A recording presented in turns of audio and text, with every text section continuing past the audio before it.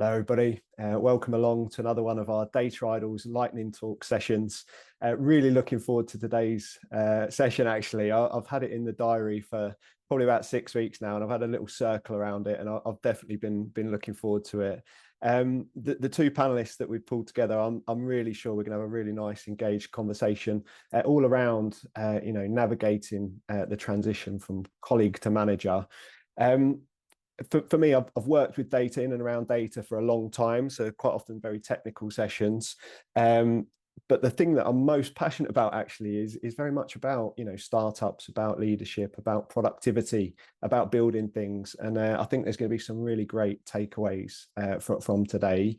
I'd love to just ask Noah and Shachar to turn on their cameras. Come and join me on the virtual stage. And we'll give a bit of an introduction, and we'll take things from there. Lovely to see you both. How are you doing today? Doing well. Yeah, Noah? great. Thank you. I love Excited. it. We've got international vibes today. We've got people joining from all over the world, and that's what it's all about, actually. The modern way of working. Just as I'm mentioning that, obviously it is an interactive session. The chat is open. The Q&A is open. If you have questions for the panelists, please put them into the Q&A. It just makes it a little bit easier for us to manage. But equally, the chat's there. If you're enjoying it, if you're watching along, let us know. Where are you? What are you doing? Why are you here? Say hello, and we'll give you a little shout out. In terms of that, we will start to get into it now. As you can see, Noah, executive coach for tech founders and managers, lots of experience across different sizes of organizations in her career, and also Shachar, been a technical leader for 20 plus years. Working in big tech, working in smaller technology companies, leading small teams, but leading very big teams as well. So very keen to hear from both of you. Before we get into the questions, I will come to each of you. If you don't mind, if you could tell us a little bit more about yourself, and then we'll go from there. So I'll come to you first, Noah, if that's okay. Can you tell us a bit more about you and your background, please? Sure. So I started my career actually early in my career in London. I worked for Barclays Bank. And then I moved to Google. I joined a partnership team. I was always on the business side. And there I became a manager. So it was a good school, a good place to learn how to become a manager with a lot of processes in place. Then I moved after 5 years at Google, I moved to work in several startups. I was VP Business Development, again, managing a team always. And yes, about 4.5 years ago, I decided to kind of take all the knowledge and wrap up, and I learned some coaching and other things, and became an executive coach. And that's what I'm doing in the last few years. Amazing. Lovely to hear from you, Noah. And we were introduced by Shachar a few weeks ago, and as soon as I met, I was like, we've got to make this happen. So I'm really looking forward to hearing from you today. Shachar, I've known you for many years, my friend, but if you could tell everyone else a bit more about your background, that would be great, please. Yeah, of course. First of all, thank you so much for having me and for putting this together. This is great, and I'm super excited about this. I was also waiting for this for a long time. And hi, everyone. I'm Shachar. I've been in data and leadership positions for the past 20 years, all the way from smaller companies to bigger companies such as PayPal and Meta. And I've been in Meta for 6.5 years as the London data engineering site lead. I've worked on ads, managing the data for a $7 billion portfolio of products, and I've worked on trust and safety. I was the director of trust and safety problems for Facebook, Instagram, and Messenger. And today I'm an advisor helping and supporting companies and individuals in their own data journey. And I'm super excited and passionate about the topic. So obviously, as soon as David approached, I said, yes, 100%. It's happening. The time is now. We have passed as well. We have been involved in events together in the past, haven't we, Shachar? In actual fact, the very first ever Data Science Festival event was with Shachar. I've told this story before, but he traumatized me a little bit. He was one of the first speakers, and he turned up with no slides, and I was like, oh my, who is this guy? What's happening? But he went on to absolutely nail it. Great presentation, live coding nonetheless as well, which is stuck in my memory. But yeah, let's get into it today. Just before we do, as I mentioned, chat is open, so it's great to see Chris Piercy. Chris, great to have you with us. Chris is one of our clients actually at Bet365. Again, very much a passionate leader, so looking forward to some questions from him. We also have Pooja with us, so again, don't be shy. Jump in, and I can see Pooja's already put some talking points in the chat. But just a reminder, if you have questions, please do put them into the Q&A. In terms of today's session, it is obviously all about leadership, transitioning into leadership, and definitely very keen. I think to jump straight in at the deep end, and talk about some of the key challenges. So, in your views, what are the key challenges when people transition, from colleague to manager, or what are the main things to consider? I'll maybe come to you first, Shachar, and then we'll jump to you as well, Noah. In terms of that as well, don't be shy. Feel free to jump in, talk over each other as well. So I'll come to you first, Shachar, if that's okay. Yeah, no problem. By the way, my camera has been funny, so sorry about that. There we go. Cool. Yeah, is it actually okay if I present just a couple of slides just to? We've got time. We've got time for slides. We love a bit of pre-prepared content. And I'm gonna change camera actually because this one's being funny. Just give me a second. So can you see my screen? We can indeed. Yep. Brilliant. So the first thing I wanted to say is that one of the most common questions I get when or the most common misconceptions that people have when transitioning from IC to a leadership role, especially if you've been these people's colleague, or you've been part of the team and now you're managing the team, is how am I going to add value or create value to these people, right? And there's always the notion, I think that there's the notion that or there's the perception that people are single dimensional, right? We tend to think about people on spectrums such as junior and senior, or this person is better than me, better coder than me, for example, or better communicator than me. The reality is that actually people are not single dimensional. Each and every one of us is very multidimensional, and I think that one of the first things that you want to do is recognize that, because if you think about the different aspects, right, of a person, right? Somebody might be good strategic thinker, but not a very good communicator. Somebody might have very good technical skills, but not very good collaboration skills, and so on and so forth. So if you think about your own shape, right, and maybe you're very good at certain aspects or certain things, and maybe the person that you're supporting they have a different shape, right? So maybe they're very good at product thinking, you've got better analytical skills, and that's where you complement each other. So I think that one of the first things that you want to kind of do is stop thinking about people in a two-dimensional way and start thinking in a multi-dimensional way. Try to understand people's shapes and where you can where you can help each other, because even if somebody is better than you at some things, you can also help and support them in others. And the other thing I wanted to say is about modes of growth, right?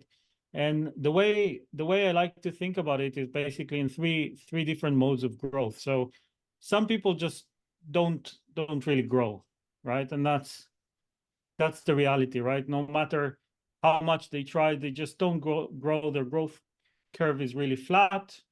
And then there are people who are self-reflecting, so they know how to think about their own experiences. They know how to think, to reflect about what they do and give feedback to themselves over time. And that's great, sort of a linear growth where every experience that you have makes you a little bit better than the last time.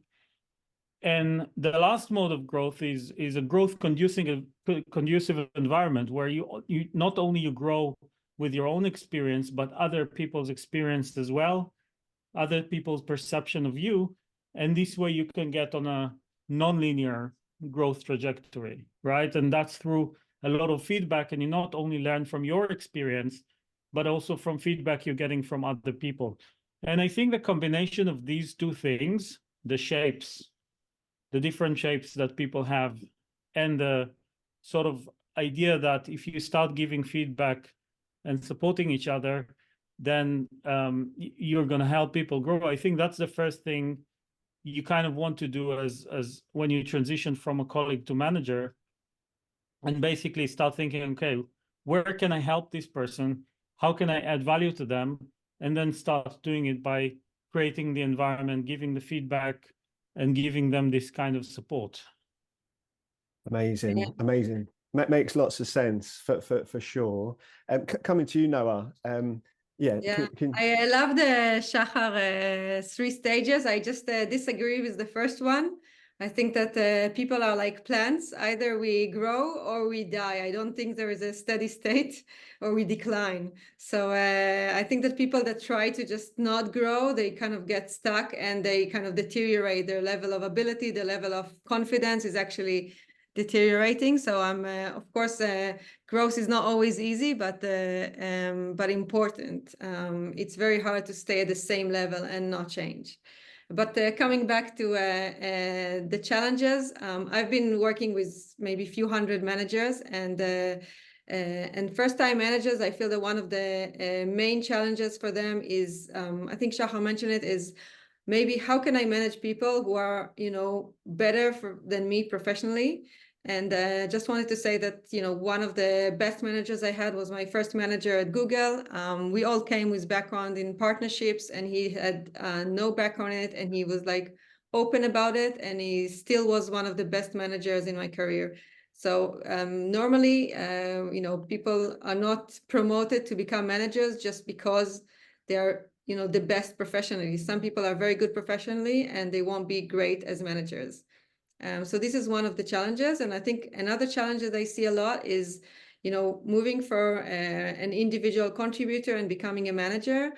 I see a lot of people struggle with the, how much control they have on kind of, what they need to deliver. So you're used to deliver X, and now when you're, you are dependent on other people, you need to delegate to other people, you have less control. If you're a perfectionist, then that, you might struggle with it because maybe the others, they do it in a different way, maybe not as good as you are, maybe they don't work as hard as you do.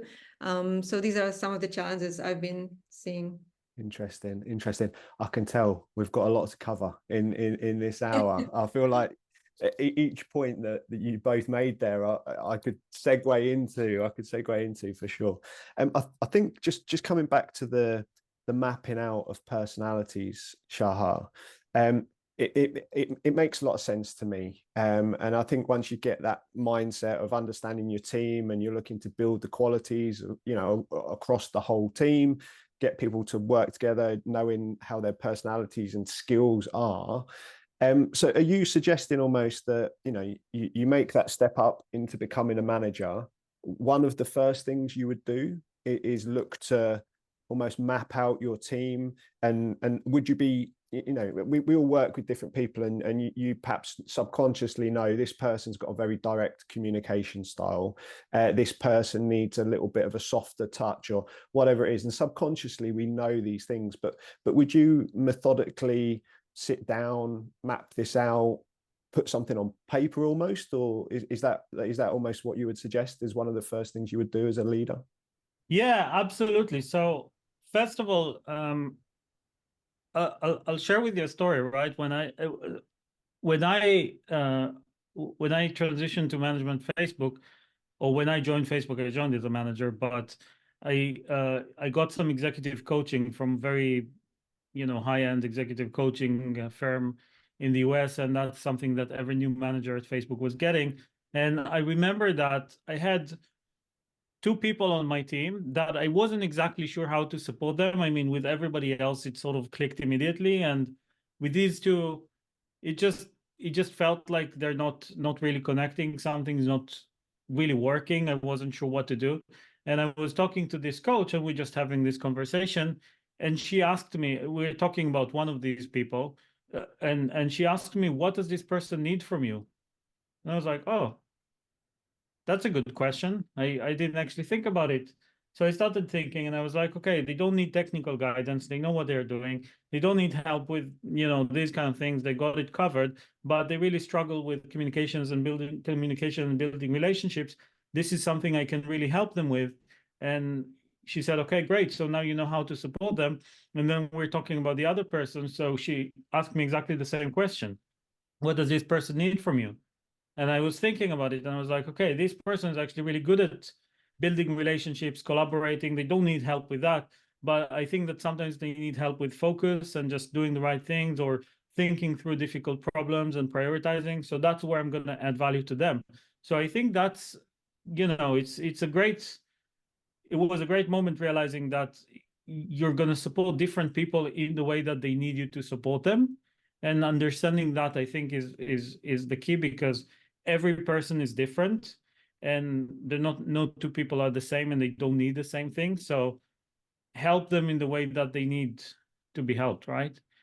And Yeah. that's also one of the questions I get from a lot of people these days when I talk to people about transition to management and their concerns around it. It's always, how am I going to manage this person? They have 20 years of experience. They've been in this team for 5 years. I just joined. I don't know how to support them.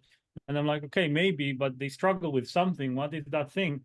And there's always a very clear answer to that. The answer is always, oh, but they struggle with blah, right? And I'm like, okay, this is where you can help them. Makes sense. Makes sense. In terms of that, Noah, for first-time managers coming in, I think, again, perhaps as a first-time manager, people may come in thinking slightly different approach rather than the help angle. It might be more about, well, how do I drive delivery, and how do I make sure the work gets done, and how do I make sure we hit quarterly targets, or whatever it is. Is your approach the same as Shahar's, essentially, for a new manager? Would you say focus on helping the team first and foremost, and the results will come, or is there some, getting a bit of balance and results as well? So I think that, for me, my background is in strategy, and I look at managing people in also, or managing a team also in a kind of a strategic point of view. And I think what Shachar said, and I agree with it, is the first part of, if you go to McKinsey or any kind of the first part is analysis. You have to understand where you are. So you have to understand people's strengths. You have to understand their weaknesses. You have to understand their motivations. So without that mapping, like you wouldn't be able to drive delivery without understanding, your team members, because it's not that just you running this delivery. They have a lot of, moving objects and people with different desires, different strengths, different abilities. I even tell managers to run a SWOT analysis like you do to a company. What are the strengths of your team? It can be, okay, I have this one who's very great in this, and another team member. What are their weaknesses? What opportunities you have? What is threatening you? Just try and think what would stop you from achieving those. Of course, at the end of the day, you want to achieve your goals. So what might stop you? Because if you have if you don't have any good programmer on the team, that might stop you from achieving your goals. So that's definitely, first of all, understanding people is key, no matter what are your goals. Amazing. Makes lots of sense. Totally. I think a constant challenge for many leaders, as well as new leaders, new managers, is managing the work, not doing the work, potentially. Have either of you got any sort of tips, for that first management role? How do you get that balance of, I'll just do it myself? What are your thoughts on managing the work, not doing the work? Don't make me pick one of you. I start. Yeah, I can start. I think it's actually something that I'd noticed more with people who transition to management after they've been on the team for a while, rather than people joining in as new managers. And I think that when you're an individual contributor on the team, you know how to do the work, and that's what success used to be for your role, and now you're transitioned to a team lead, but you're trying to use the same tools you've had before, the same to do things in the way you used to do that before. And I think that just doesn't work. And I think the first thing I would say is, if you're transitioning from an IC to manager, understand what does success mean for you as a manager, how you're going to be measured. What does success mean? Because sometimes success is not jumping on a task that nobody's doing and doing it yourself, but actually pushing back and saying, no, we don't have capacity as a team, we're not able to do that, right? And when you do these things, when you end up doing your team's work, what are you giving up on instead? What are you not doing? Are you not managing the team? Are you not building relationships? Are you not spending time understanding what does the organization need from you and from your team, and those kind of things? So these things have a cost. And I think that there's a very natural temptation to kind of just jump in and do it because you can, you know how to do it, it's easy. And that's how you used to approach things always. But I think that asking yourself the question, what does success mean for me right now, can really help with that. I remember one funny anecdote that at Facebook we have this performance assessment or performance summary process, right? And I was sitting with my data science counterpart, and we are talking about the performance of their team. And this guy had two managers on his team. One of them transitioned from IC to manager, and the other one joined as a manager. And we're reviewing their feedback, and the feedback for one of them was, you need to stop being hands-on. You're too much hands-on. You're doing too much work. You just stop doing that. And the feedback for the other person was, you need to be more hands-on, right? And I remember it was in the same meeting, two managers, and that was the feedback. And this contrast was amazing. And we're just talking about how this person's natural tendencies, because they used to be part of the team, they know how to do the work, is something that you need to stop. And the other person is just too high level, and the fact that they don't know how to do the work means that they're not able to support their teams properly. Yeah, makes lots of sense. We're walking a tightrope at times. It feels like, doesn't it? But from your side now, is there anything that you'd like to add? I think that it's just a new skill that you need to add. From what I've seen, most new managers, they tend to keep taking, everything that is not working, everything they need to do as much work, and trying to manage people alongside doing a lot of work. And then they collapse, and then they understand or they fail. They don't manage to handle all the work, and then they have to adapt and get this new skill. Driving people to get results, driving people to do the work, motivating people, managing people, helping them where they need. That's a very different skill than getting the job done yourself. So I think, take your time, but be conscious to the idea that you have to acquire this new skill. There's what you've done until now is not going to help you in a managerial role. You can't just run and do things and it will help you with results. Makes sense. No, makes sense. Thanks for that. We've got a couple of questions that are coming in. I'm going to do a couple more that I've prepared myself, but it's nice to see a couple come in there. Please do keep coming. Add the questions and we'll pick them up.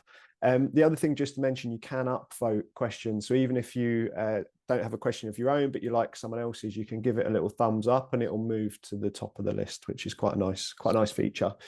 I think a lot of the questions that I have or will come in will be just general for for anyone that's in a leadership role, anyone that's in a manager role. But just as we're starting out, talking about that transition phase, you've moved from being a member of the team to leading the team.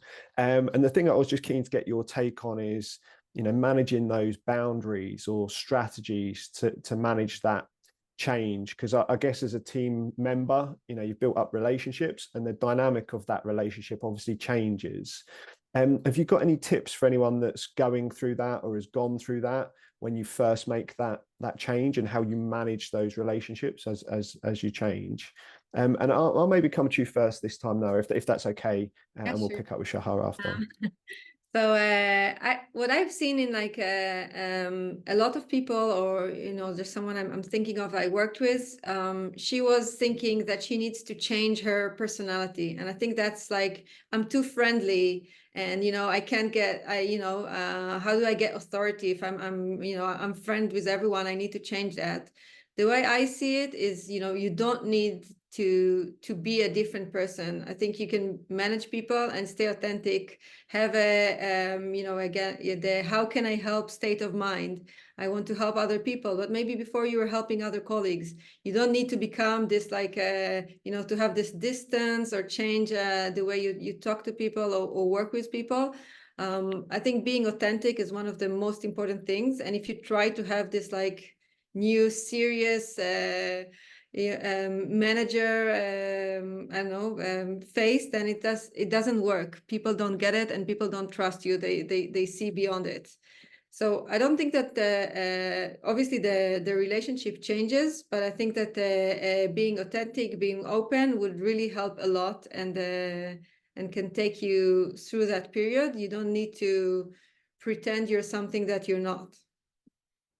I love that one. I love that one. My team all know me as a very serious person. So if I was anything other, you know, okay, Shachar, anything to add, please? I think no, is spot on. I'll just say, if it ain't broken, don't fix it, right? I mean, if you already have good relationships with people on your team and they respect you and you've got this friendship going, then you don't need to change anything, right? And if you start running into issues of people not respecting your authority, or people not, you know, when the issues start, then fix the problems, but you don't need to change anything when you make the transition. It doesn't make sense. Yeah, love it, love it. Authenticity was the word that really sort of stuck with me there, Noah. So that makes lots of sense. And actually, we had a question coming from Gosia, which was a great question. Can you still be friend if you become someone's manager? And I think we've just answered that one there for you, Gosia. You definitely can. You definitely can. Awesome. I think keeping it going along similar track actually is obviously you as a manager, you know, is a different role. And there potentially is going to be a case where you have to establish a bit of credibility. You have to establish trust with your team members that you are a good manager and that you are on the right track and stuff like that. Do either of you have any specific tips or guidance when it comes to establishing credibility as a new manager? You two are too polite. Come on, Noah. Come on. We should have a glass of wine or something, shouldn't we? That'd get us all jumping in. So. Cheers. Oh, you can see it. Glass of water. I think so. Being authentic works here as well, and being very transparent, I think, is important. Normally, there might be some issues initially, but people tend to accept the fact that you've become a manager. One thing that I think people,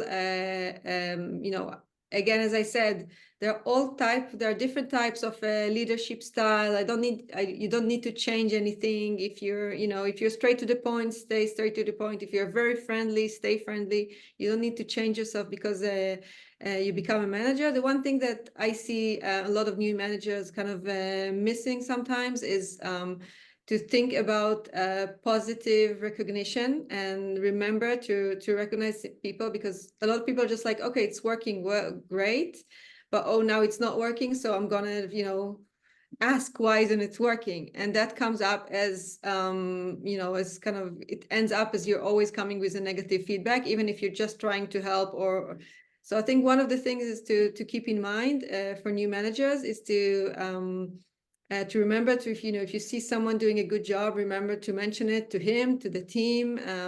That's one thing that helps you get authority. Although it's not it's not in a direct way, but people would really appreciate it. Yeah, I'd love to hear it. Love to hear it. I'm a fan of positive feedback for sure. Shachar, anything to add? Yeah, so if I'm just thinking about myself, right, and what makes other people look credible to me and what makes other people look not credible to me, and you can do this exercise as well. Just think about people you don't respect too much, or you don't think they're very credible, and try to think why is that, and reverse engineer the problem. I think it will help you understand some things. And for me personally, when somebody talks about things and they're generally correct, or they talk about things they understand and know, it makes them look credible, right? And when people talk about things they don't understand, or make very strong assertions about things that are just completely wrong, I think it hurts their credibility. So knowing that, my advice would be there should be certain things that you're 100% comfortable about, you know them, and you know, you communicate them in that way. When you're not sure about something, don't just make statements because you think that's what you're supposed to do. Just say, I'm not sure, let's find out. I think that's always, you know, people will be more receptive to that than you just saying things that are completely wrong. And the other thing is asking questions, right? Because sometimes you don't have the full context, you may not know everything. So instead of saying, okay, we don't operate efficiently enough as a team, you can say, do you guys think we operate efficiently enough? Do you think there are things we could be doing better? Let's think about it. And turn assertions into questions and into conversations, and open things up and just suggest them as means for discussions. Or, you know, say, I got this feedback from some of our customers. They're saying that our team is not fast enough. Why do you think they're saying that? Don't jump into conclusions or don't make assumptions. Just invite the team to participate and ask them that question. I think that will go a long way, and it will enable you to go around the issue without hurting your own credibility by making statements that are completely wrong. Yeah, makes a lot of sense. Like, I think it's exactly as you say. You know, we're all adults, aren't we? And not everyone knows everything. So, you know, being honest. And I think that the other thing that I picked up there was, you know, consistency in communication. I think for me, you know, it gives credibility. If you're changing your opinion and changing your mind and lacking consistency, it can come across in a way that would damage credibility. I'll do. Well, Say again, please, Noah. integrity as well, like, you know, walk the talk. Yeah, 100%. yeah, for sure, for sure. I'm going to do one more question. The questions are building. We've had some great questions coming in actually already. So thanks to Fern, Fiona, and Pooja for jumping in and asking those questions. I'm going to do one more here, and then we'll jump to yours because there is some great questions in the Q&A there. I guess you know, we were talking there actually about communicating with the team. I'm going to take it a step further. Communication challenges. You know, there may be times where you have to give constructive feedback or deliver some difficult news to people that were perhaps ex-colleagues as well.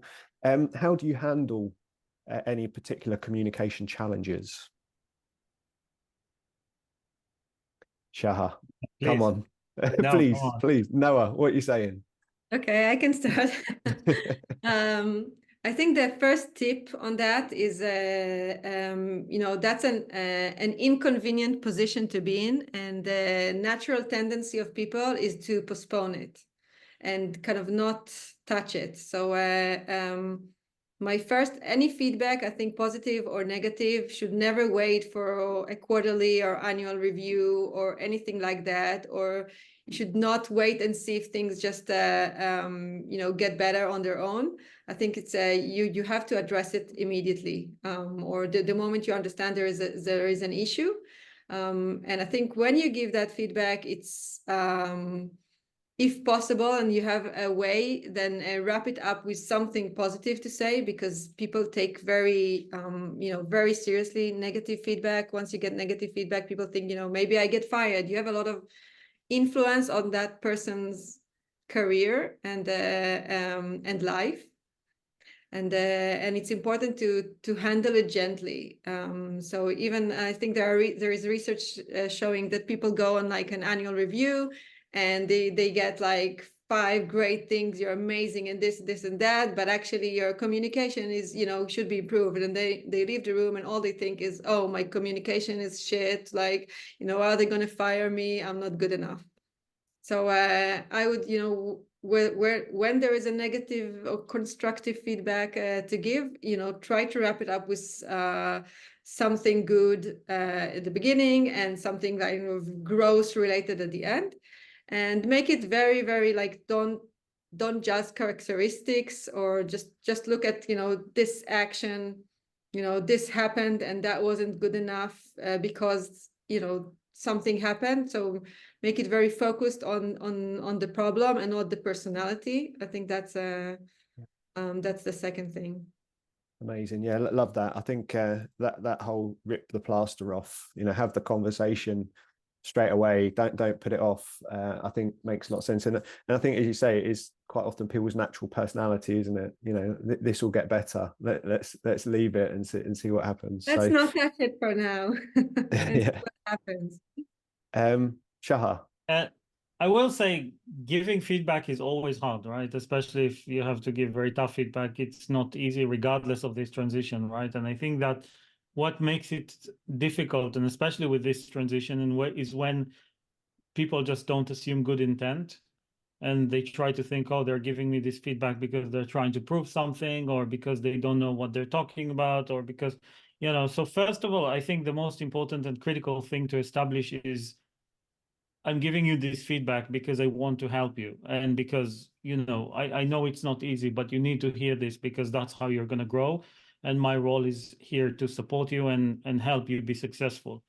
And make sure that you establish this kind of trust. If you don't have this trust in the first place, it's just not going to work. And I think that you also need to recognize that there will be people that you will just not have this trust with them, right? There will be people who will never assume good intent, and this transition is going to be too difficult for them, and they don't know how to deal with somebody who used to be their peer and now is becoming or their colleague and now is becoming their manager.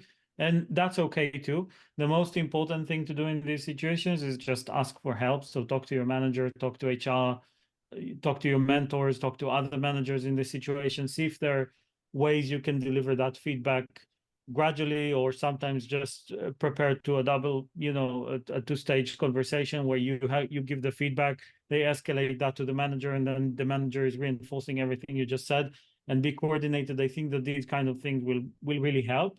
But asking for help before it becomes a difficult situation is always better than, you know, letting the situation escalate and then realizing that you need support. Makes sense. Makes sense. That feeds perfectly into a question that we've had from Fern. So yeah, Fern, thank you for the question, Fern. Fern's question is, as I become more senior, there are fewer people at my level and they are busier, so my support network is diminished. Any thoughts on where to find that support as a manager? So I think just obviously following on from your point there, Shachar, you know, finding that support. If you're in that situation that Fern's describing, would you have any particular suggestions? Yeah, I mean, it's getting harder as you grow. That's true, but I will say a few things. First of all, support network doesn't have to be your immediate peers, right? It can be a manager from a completely different part of the organization.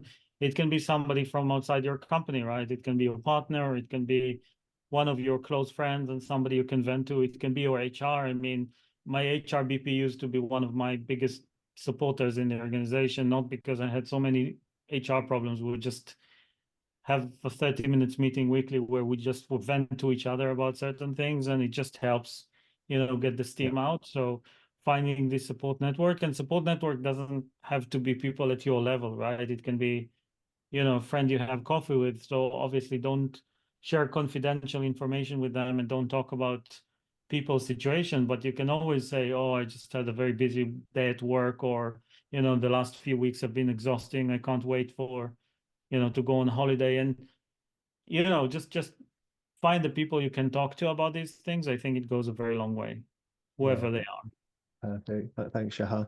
Noah, have you got Yeah, anything to coming add? with the coach hat, I think most companies either have some kind of established coaching or mentoring program. Maybe they don't publish it, but if you come to your manager and say, or to HR and say, look, I need some support on this, whatever, leadership, communication, working with, you know, problematic team members, whatever it is, there's a good chance that they have some kind of coaching, or they will be happy to support you with it, even if they don't have something established.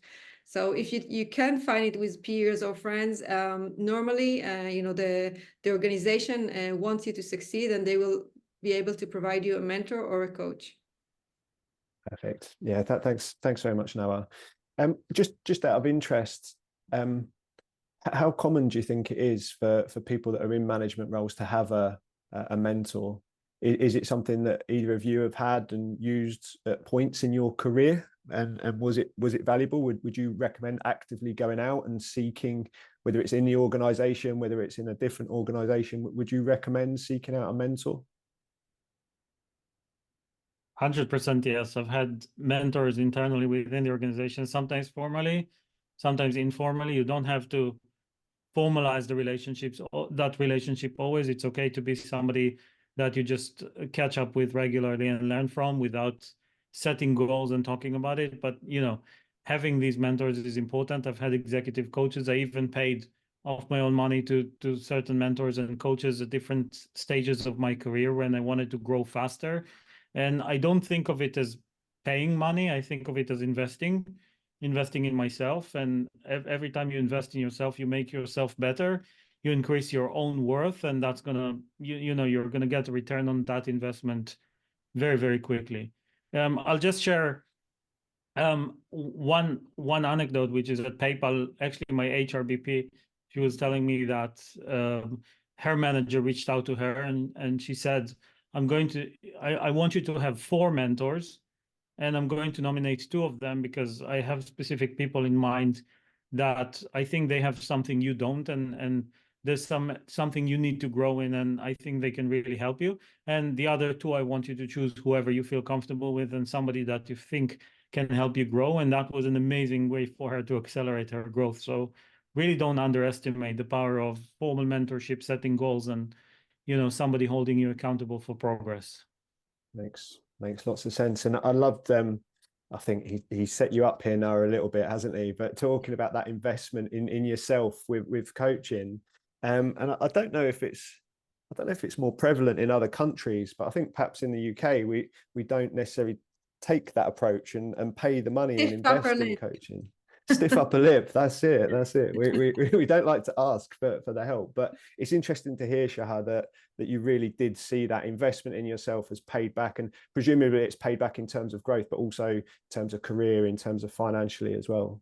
If you get your promotion 6 months earlier, for example, and you know, you can very easily quantify how much is that promotion. You don't know when you would have gotten it, right? There's no way you can really measure it. But the faster you grow, obviously, the more you make, and these things compound. And I think it's the best investment you can make. I mean, investing in yourself is always the best thing you can do. So just don't even think about it. Makes a lot of sense. I've got a quick question for you then, Noah. Obviously, being a coach, Shahar's that good. He tees these up for everybody. But if someone was thinking, you know, if someone was thinking, oh, do I need a coach? I'd like to test the water. You know, have you got any tips as the coach? What would you recommend to people? Would you kind of say book a block of sessions? Should it be for a specific purpose? Have you got any thoughts about how people should or could engage a coach?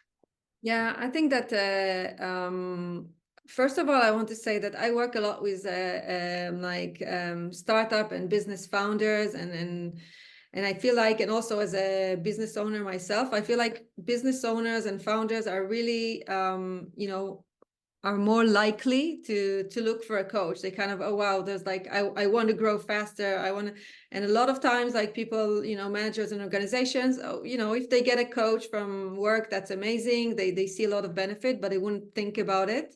So I think that one thing is to put that in mind, that, you know, it's not that expensive. Often the company would pay for it, and it can really accelerate your growth and improve your performance. So that's one thing to remember, because I think a lot of people, you know, don't have that in mind. So that's one thing. In terms of how, you know, I don't think that it's a process. Normally, it doesn't need to be a long process.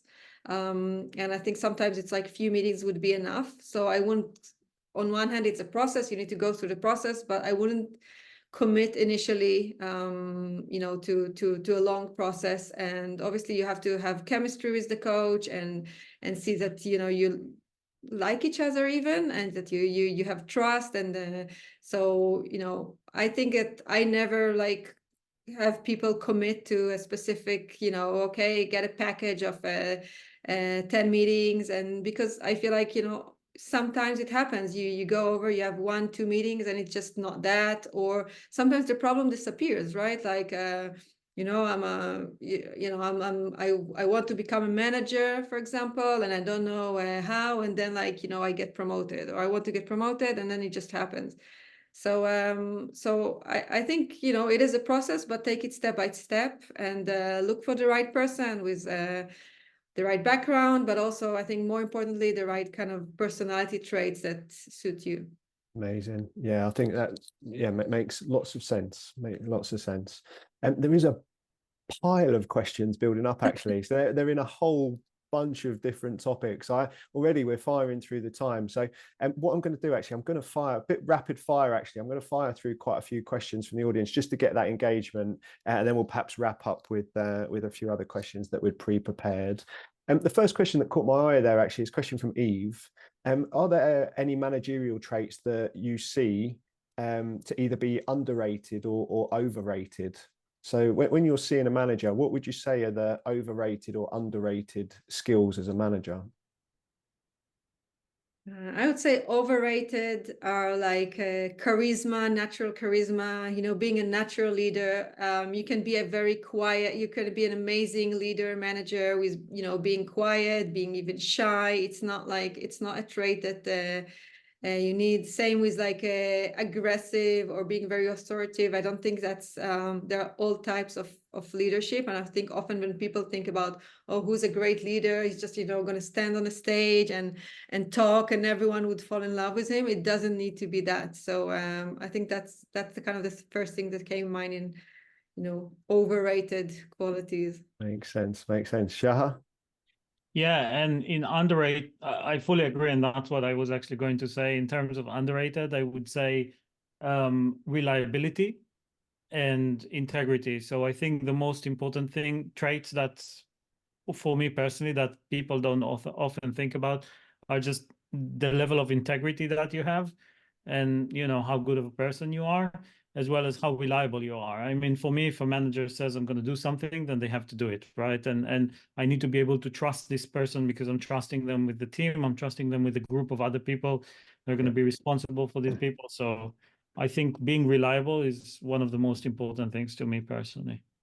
Both great points. I think if Boris can become prime minister, anyone can become a leader. So we'll take that away from this one as well. The other question that caught my eye, it's actually had 3 upvotes from Kurt, and it's jumped to the top of the list, or very close to the top of the list.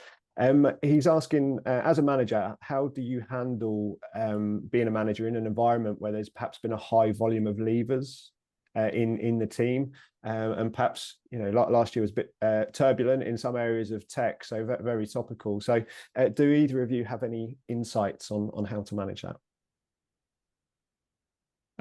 I would say, first of all, understand why. Just like Noah said, start with the analysis and understand why is it happening, and try to, as much as you can, gather information, gather data, see if that's because anything that you're doing, if that's because of the company, if that's because of economy, if that's because one of your competitors is pulling everybody out or whatever, you know. But basically understand what the situation is, then understand what are the things that are in your control and what are the things that are not in your control. Because if it's because of your new CEO in the company and he's just rubbing everybody off the wrong way, there's not much you're going to be able to do about it, right? You can, you know, you can give the feedback, you can try and help your team and support them, but it's not going to change the CEO. So understand what are the things that are in your control and try to influence them as much as you can, but also recognize that these things happen. And as a manager, every once in a while, you'll run into a situation that you have a team, it's established, and then for whatever reason,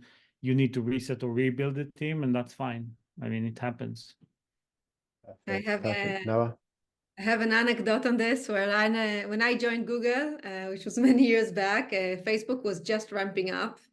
And they you know, we started seeing people daily like disappearing from their seats. It's like they took every person, they gave him like a 10-15% salary increase and one title up, and like they kind of maybe, I don't know, I was maybe 5 months into my job and I got like, I don't remember, 10 or 15% salary increase. They did it across the company because they did the analysis. They saw that people are leaving, and they were like, you know, trying to stop it, and it helped. Like, I think people were happier. So if you understand what's happening, then you can address it. I think that another thing that they didn't touch on is if a lot of people are leaving, how do you keep the people that stayed motivated. And that's an important thing. And especially if if it was not just people leaving because they decided, because if the company do some cost cuts, yeah, so that's going to be a challenge. And I think for that, again, is being open about it and looking at and if there are cost cuts, when I work with companies, we suggest, and I think that's the common knowledge, to have as much as possible, layoffs should be at one time if possible. And then just group everyone together and say, you are the people that we decided to stay. We're staying together. Look at the future. Put the goals, in front of them. Be open about, where we're heading, what has changed, why we made this change, and why, we are going to achieve the goals, and things are going to get better. Yeah, again, practical tips, definite takeaways there. It's perfect. You've talked about keeping your team motivated there.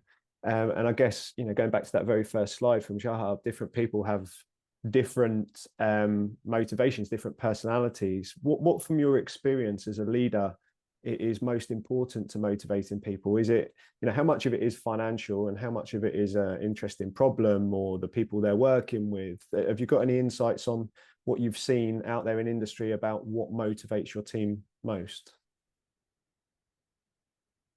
I actually have a funny anecdote to share here. So at Facebook, we have this survey that goes out twice a year that's called Pulse, where you basically ask people, but it's a satisfaction kind of survey where you ask people a bunch of questions about their level of satisfaction and a bunch of other things. And one of the question is about recognition from the manager. I think it's something along the lines of how often you get recognition from your manager, or how often do you feel recognized?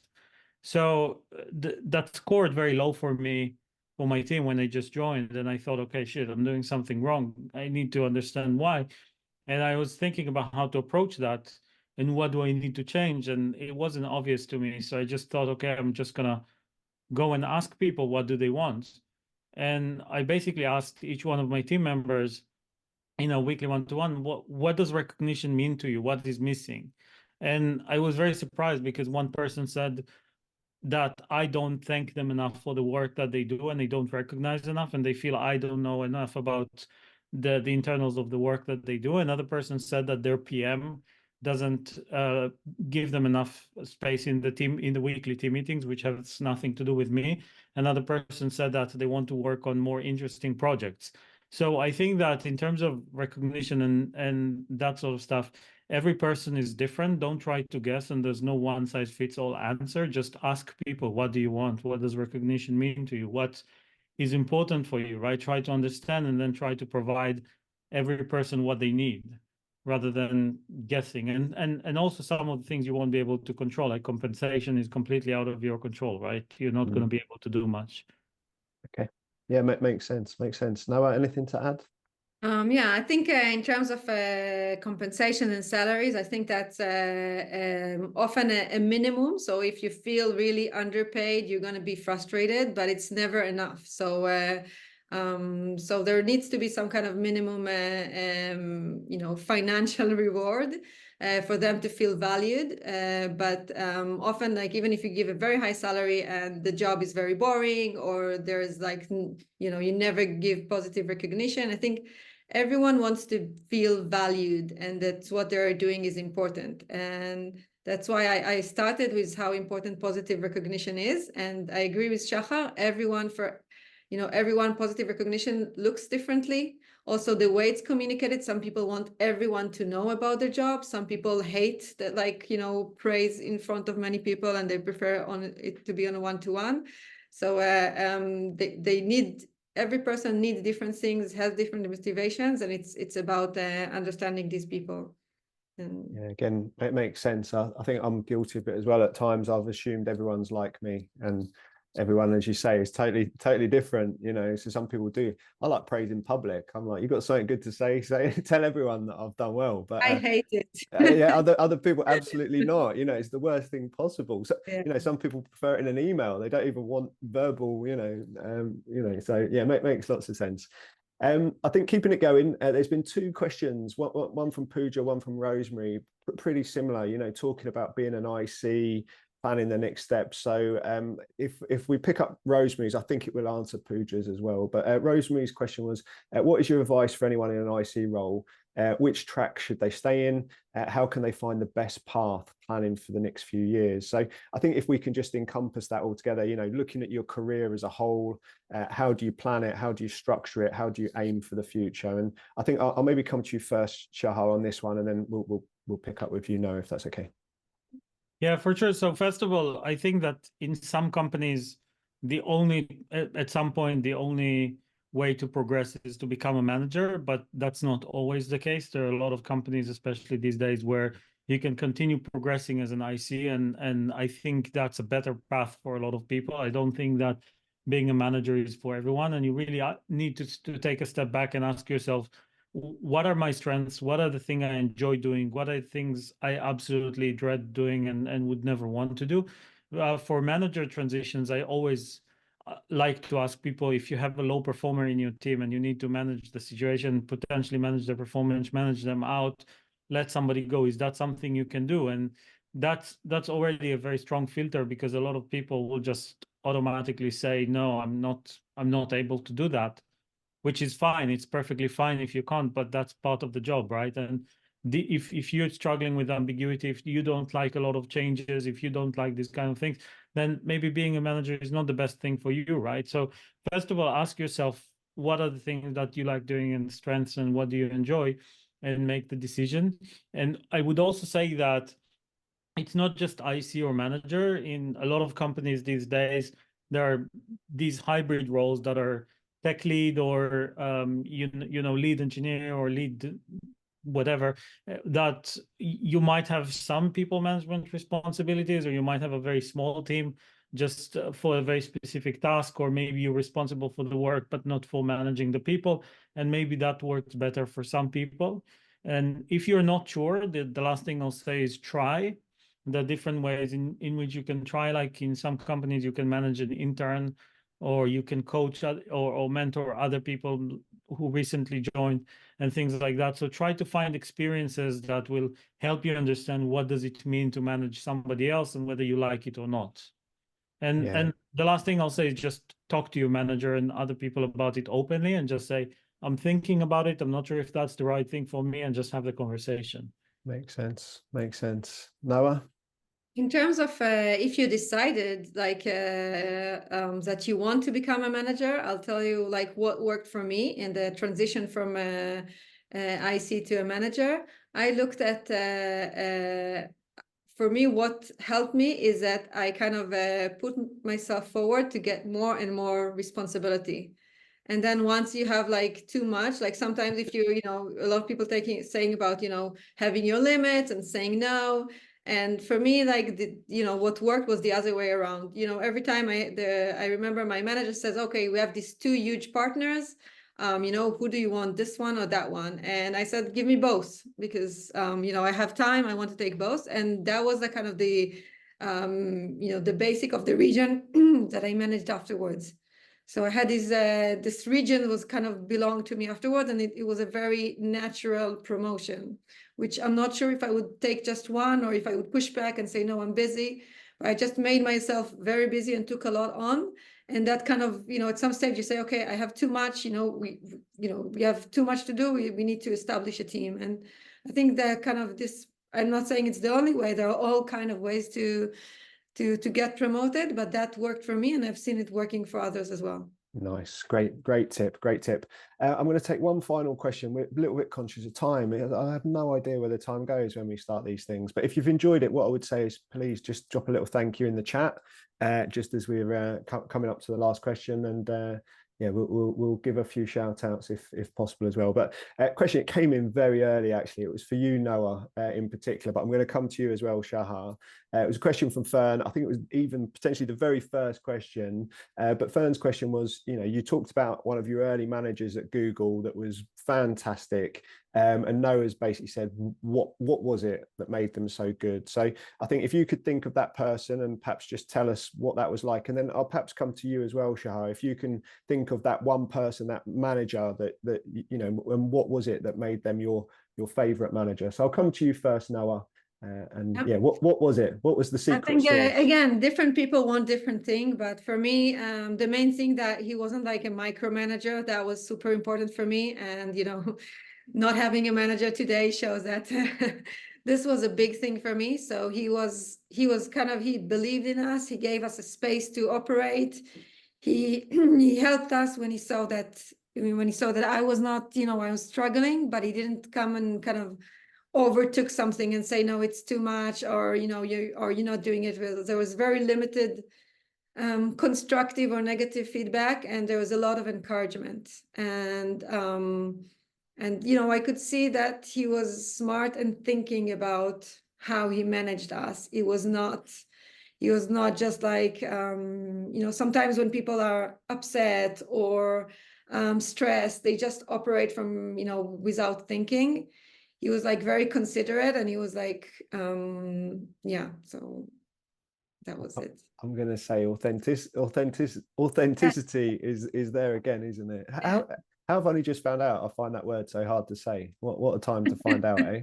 But yeah, it's lovely to hear, and it sounds like that shaped you as well, Noah, which must be nice for that person to have had an impact, which is great. And then yourself, He's Shachar. also a coach today. There you go. There you go. I'll say I was actually lucky, very lucky in my career, because I think that most of my managers were actually really, really good, and they were all super different in so many different ways. But one thing they all had in common is that they all really cared. They all really cared about me, about my team, my success, and they were brutally honest with me in most cases, most of them. But and I still have really good relationships, probably with all of my past managers, and I'm still very connected to them, because I think that caring for your people, caring for your team is the most important thing. Everything else is secondary. And if you can nail that, and if you can build that relationship, then you're going to be fine. Amazing. Yeah, I love to hear it, actually. It makes so much sense. So I'm just going to jump into the chat just to draw things to a close. It's always nice to know that you've made an impact. So first of all, Laura Jameson, thank you. Rosemary, thank you so much. Bethan, thanks all. Katie, thank you both. Great insights. Fiona, thank you so much. Really helpful. Fern, thanks for answering my questions. Eve, Adnan, Agatha, all jumping in and saying thanks, and just at the end there, Sumitra and Kurt. So it's nice to know that we've had an impact. I'd like to say thank you both for joining us. Appreciate your time. Obviously, giving up your time to prepare as well. It's not just coming today and doing it. So, how did you both find it? Have you had a good time? Did you enjoy the session yourselves? I loved it. Thank you. Good. I think you'd great. both be very good poker players as well. I never know which one's going to answer the question. It's like poker face. I love that. But yeah, for me personally, it's been great fun. I've taken lots away from it, and it's exactly what we want from these panels. You know, real world, practical takeaways, and just telling us exactly what you think. So massive thanks to both of you. Thanks to everyone at home for joining us, and hopefully we'll catch up with you again in the coming weeks. Have a good day. Thank you. Cheers. Bye-bye. Bye.